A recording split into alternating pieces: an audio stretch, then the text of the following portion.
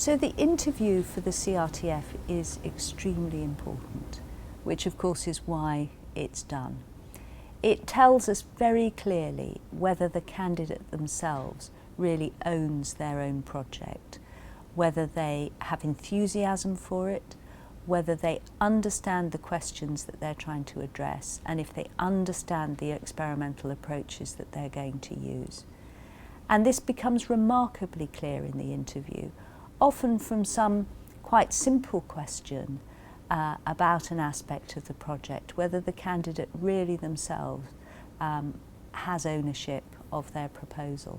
Of course, we're not expecting that person to necessarily be an expert in the area they're going to be launching into, but they need to have some knowledge of what they plan to do. Sometimes we come across people who have never been in the lab before, and the project they're proposing is something very laboratory based. That's all right, as long as they've have an idea of what it involves, what the pitfalls might be, and I think that's very useful. Okay, yeah, I think all of that's very fair. I think preparation is critical, because even if you're very nervous, if you've gone through the topic and have been asked questions on it before, you're more likely to be able to answer properly. So I would say practice being in an interview situation with people around you in your work environment, colleagues or friends, so that you are aware of potential questions that could be asked and that you feel more comfortable in a situation where you're in front of a panel of a lot of different people. So when a person comes in for interview, the key thing that they need to understand is all of us have been in the chair that they're sitting in, and all of us have started our career somewhere. So actually we're on the side of the candidate. We're not trying to catch them out. We want to give them an opportunity to show what they know and to shine. We understand that they'll be nervous. We see different levels of confidence, and we make full allowance for that. It's absolutely essential that the candidates take the opportunity of having probably multiple practice interviews within their host institution or network of colleagues. They need to be challenged to defend the project. They need to engage in the experience of dialogue where they're being challenged and pushed to explain things, and that they can explain things in 2 or 3 sentences clearly, and that's absolutely essential. The other thing about the interview is that it gives the candidate time to look at the reviews that they receive from their written project and to prepare their presentation in the face of that. And I think if a candidate takes on board some of the reviewers' comments, it becomes quite clear to the panel that this has been the case, and it makes you feel that the candidate has some level of reflection about their project, and that's rather encouraging, I think, about a potential scientist or leader in the field. I think the 3-minute presentation the candidates give can be very challenging for them. They're often very nervous when they first come in, and I think that it's important to maybe start off on some solid ground, something to try and help them relax a little bit. The panel are very used to candidates being anxious, and I don't think people should overly worry about that, but I think it is a good thing to think about how you're going to cope with that. And as I say, maybe start your 3-minute presentation off by something that you can be reasonably nice and safe and secure on.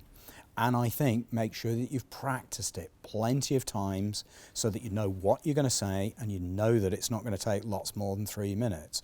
In terms of the content of that 3-minute presentation, I think the applicant really needs to be able to give a little bit of a snapshot of themselves, where they are in their career, and how the CRTF is really going to help them move on to the next stage of their career. Then I think it's important to be able to stress the importance of the research area where they're working and the novelty of what they are doing. How their work fits into the current research and evidence base. Candidates have been given feedback from the referees, and I think it is also important that they do address any comments or criticisms that they've identified in the referees' comments. as well as saying how the project might well have changed a little bit from the time the application is made. Again, I think that's something candidates can sometimes get rather anxious about, but actually I think that shows good, logical, scientific development if you've learnt from thinking about the project more, other data that's been published, and you've modified the proposal appropriately and accordingly. Speak clearly and be passionate about your subject. Try to answer the question that you're asked and not go round the corner at it. Take advice from the panel if they're offering it to you. I enjoy seeing the enthusiasm of the people who come to be interviewed. I know at the time the applicants may not feel it's a very positive experience, but there's a tremendous energy and enthusiasm which, despite their nerves or anxiety, still come across. And I think it's also great for us to see that there are people who are still enthused about careers in academic medicine, and that's obviously very important for all of us, keeps us going. So I have to say that being chair of the CRTF panel is an enormously enjoyable experience. I think all of us feel it's a genuine privilege to see people embarking on a research career, and for members of the panel who have served longer than I have, they have the great pleasure of seeing candidates come back at clinician scientist level and beyond, and seeing how their academic careers are evolving.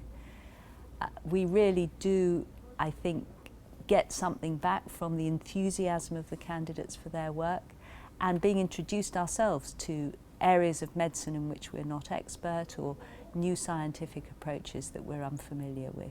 It's overall an extremely enjoyable experience.